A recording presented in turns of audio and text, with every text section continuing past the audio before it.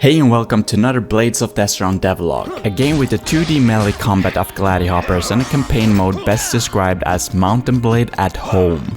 Since the last devlog, I've remade the UI by myself because I've kind of run out of money to pay for more art for the time being. I also finished the button customization. Now the only missing feature is a resize option maybe, but that's a thing for the future.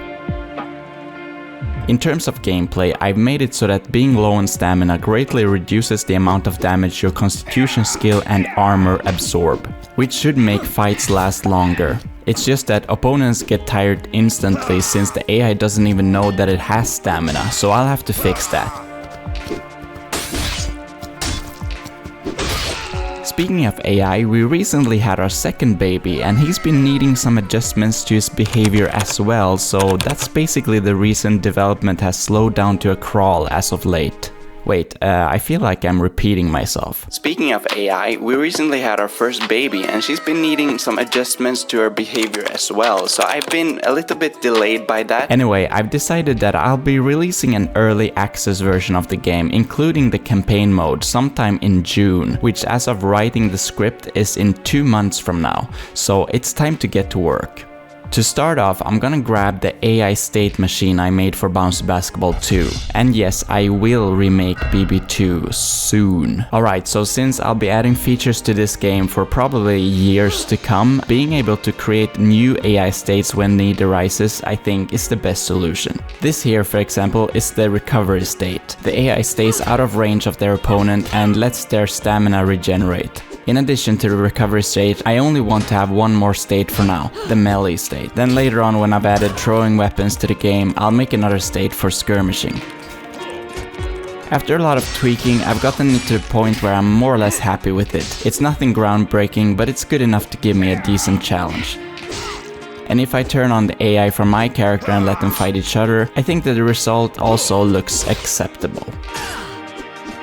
Oh, and if you're wondering why the characters don't collide anymore, that's because I've decided to listen to the countless people who wanted fights bigger than 1v1s. So now I plan on making it so that characters in the campaign mode have their own retinues that fight alongside them, but more on that in the future. Anyway, as I said before, I want to have the campaign mode ready for the early access release as well. So the first thing that I need to do is to actually finish the Overworld map.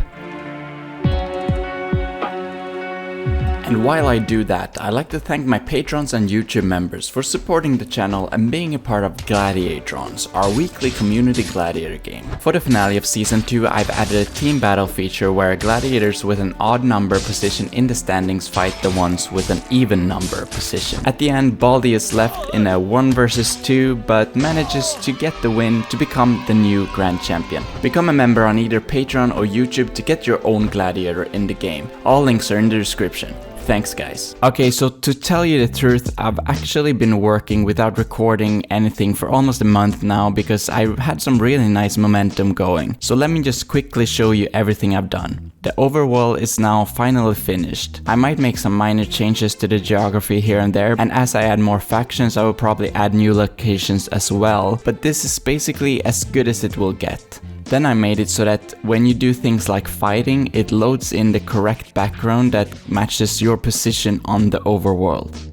In order to keep track of things going on in the world, I've added this event log. I'm not sure if I'll keep it though, or if I'll maybe hide it inside a menu instead. But for now, it's useful for me to see what the AI is up to.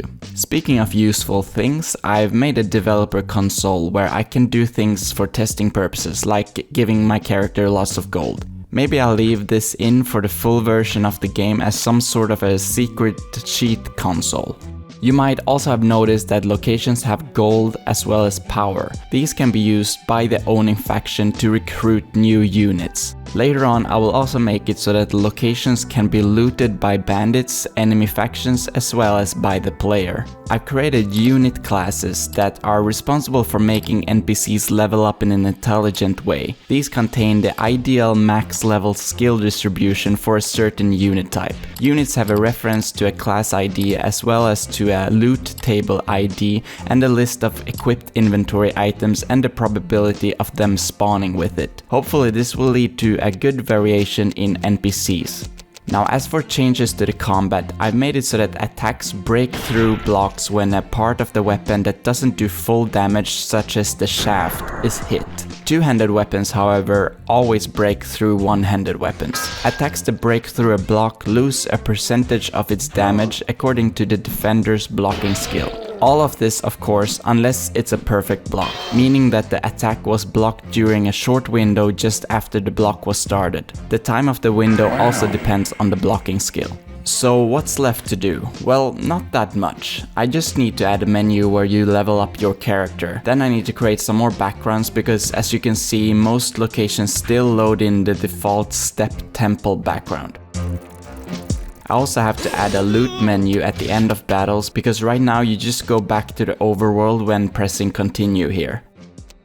Oh, and of course I need to fully implement the gold and power system, finish the faction AI, finish the wanderer AI, rename all temporarily named items, write flavor texts for all items, add more unit classes, add unique wanderers to all factions, make the unique wanderers respawn when defeated, add dwellers to all locations, write dialogue for all units and characters, add a tutorial, add a new game menu where you create your character, add a game over menu, create short videos to post on all social media platforms leading up to release, and probably some other things that I forgot to list here. But yeah, pretty much done. Anyway, thank you so much for watching this video, and I will see you next time.